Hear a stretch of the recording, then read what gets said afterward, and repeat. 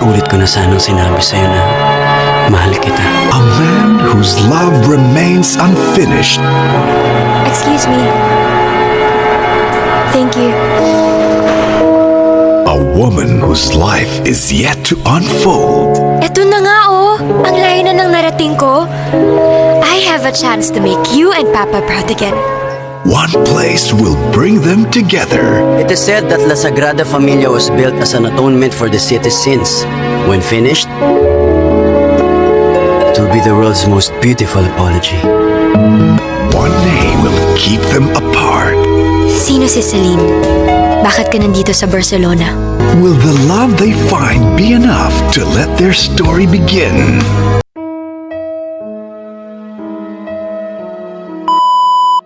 Anong karapatan mo para pagharapin kami ng babaeng yun?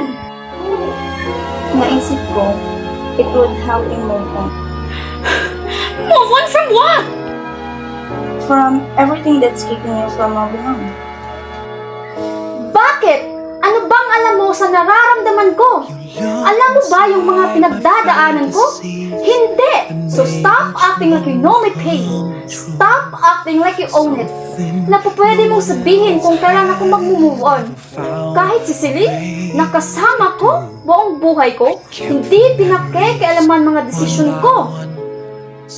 Hindi ako si Celine, so stop comparing me to him.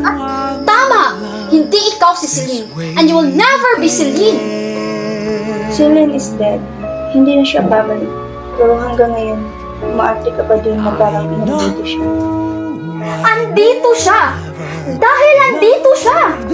Kung nandyan siya, nasaan siya? Anong iba na yung mga gusto ng mama sa'yo?